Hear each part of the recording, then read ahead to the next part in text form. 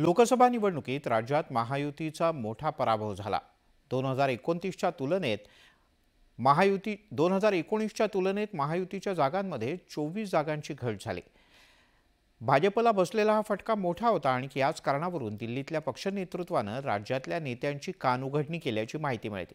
त्याच वेळेला पक्षाच्या नेतृत्वाचं व्यक्तिगत मत हे जाणून न घेतल्याने कोर कमिटीच्या बैठकीनंतर भाजपमधल्या काही नेत्यांमध्ये नाराजीची चर्चा आहे।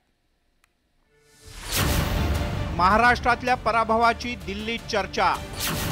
भाजपच्या केंद्रीय नेतृत्वाने टोचले कान। नेत्यांमधील समन्वयावर सुद्धा ताशेरे। विधानसभेतही आता सामूहिक जबाबदारी।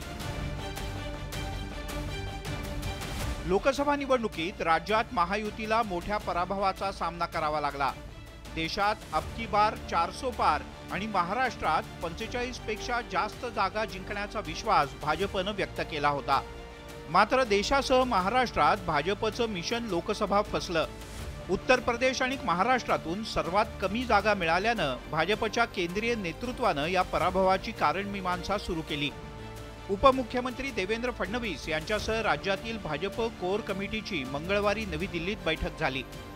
यामध्ये महाराष्ट्रातल्या पराभवावर भाष्य करत वरिष्ठांनी राज्यातल्या भाजप नेत्यांची चांगलीच शाळा घेतली। विरोधकांचा नॅरेटिव्ह खोडून काढण्यात महायुती अपयशी ठरल्याचं बैठकीत मान्य करण्यात आलं। स्थानिक मुद्दे खोडून काढण्यात अपयश का आलं असा प्रश्न सुद्धा यावेळी विचारला गेला। सामूहिक जबाबदारी घ्या आणि चुका सुधारा असा सल्लाही वरिष्ठांनी दिलाय।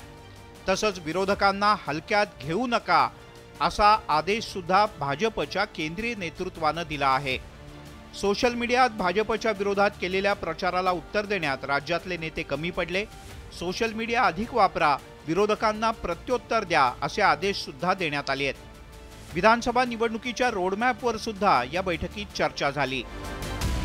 याच बैठकीत नेत्यांशी व्यक्तिगत संवाद साधून त्यांच्याकडून पराभवाची कारणं जाणून घेतली जातील अशी अपेक्षा कोर कमिटीच्या बहुतेक सदस्यांना होती। राज्यातल्या नेत्यांना सुद्धा लोकसभा निवडणुकीत झालेल्या पराभवाची कारणं केंद्रीय नेतृत्वाला व्यक्तिगत स्तरावर सांगायची होती, पण प्रत्यक्षात राज्यातल्या नेत्यांना केंद्रीय नेतृत्वासोबत 1 to 1 वेळ मिळाली नाही। भाजपच्या मुख्यालयात जवळपास 2 तास बैठक झाली, पण अनेक मुद्दे निकाली निघालेच नाहीत असं काही नेत्यांना वाटतं। त्यामुळे हे नेते नाराज असल्याचं समोर आलंय। सामूहिक जबाबदारी घेतल्यानंतर आता एक प्रकारे रणनीती निश्चित करण्याची वेळ येण्याची शक्यता आहे। सोबतच ज्या पद्धतीनं रणनीती असो, विधानसभेचं जागा वाटप असो आणि सोबतच प्रचाराची प्रमुख भूमिका देखील असो, या संदर्भात सामूहिकपणे निर्णय घ्यावे लागणार आहे। त्यामुळे आता विधानसभेत काय होतं हे पाहणं अतिशय महत्त्वाचं असणार आहे। एकंदरीतच उत्तर प्रदेश आणि महाराष्ट्रातल्या पराभवातून सावरून भाजपनं विधानसभा जिंकण्याची रणनीती आखायला सुरुवात केली आहे। लोकसभा पराभवापासून धडा घेत आता कोर कमिटीच्या नेत्यांवर विधानसभेची सामूहिक जबाबदारी सोपवण्यात आली आहे। अमित शहा, JP नड्डा यांनी दिलेल्या सूचनांची अंमलबजावणी कशी होते, विधानसभेत भाजप किती यशस्वी होतं हे पाहणं महत्त्वाचं आहे। Bureau report, news 18 Lokmat.